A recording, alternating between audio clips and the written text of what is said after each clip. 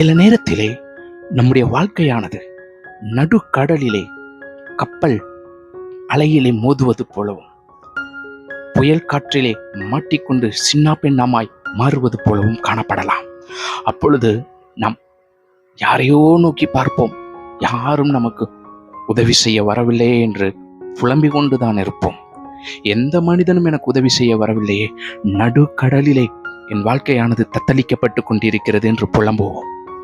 சில நேரத்திலே நல்ல சமாரியன்களைப் போல மனிதர்கள் நம்மை சுற்றிலும் காணப்படுவார்கள். ஆனால் பிரச்சனைகள் என்று வரும்பொழுது நம்மை அப்படியே விட்டுவிட்டு ஓடிவிடுவார்கள், காயப்படுத்தி விட்டு ஓடிவிடுவார்கள்.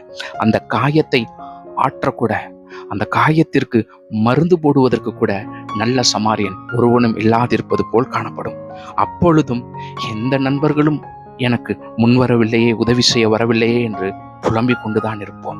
தெய்வ பிள்ளையே, யாரும் இல்லையே என்று இதை போன்ற வாழ்க்கையிலே வாழ்ந்து கொண்டு கதறிக்கொண்டு இருக்கிறாயா? யாரும் இல்லை என்று சொல்லாதே. உன்னை படைத்த இயேசு உன் அருகிலே இருக்கிறார், உன்னோடு கூட தான் இருக்கிறார். அவருடைய இரு கண்களும் உன்னை பார்த்து கொண்டுதான் இருக்கிறது, உன் வாழ்க்கையை பார்த்து கொண்டுதான் இருக்கிறது. நீ நடுக்கடலிலே அனாதையாய் விடப்பட்டாய் அல்லவா?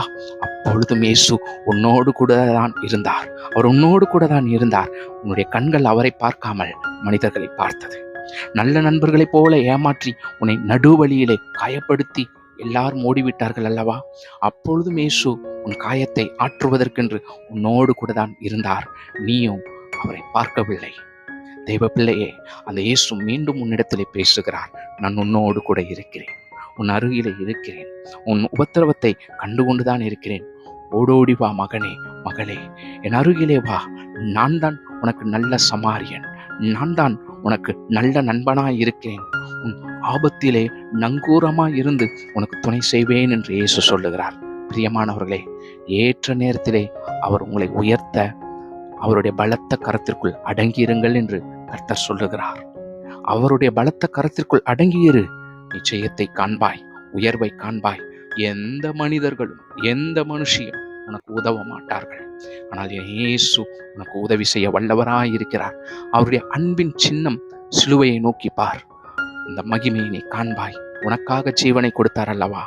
உன்னை காத்திடாமல் கைவிட்டு விடுவாரோ? அவர் உனக்கு துணையாய் இருந்து உதவி செய்ய வல்லவராய் இருக்கிறார். பயப்படாதே. God bless you.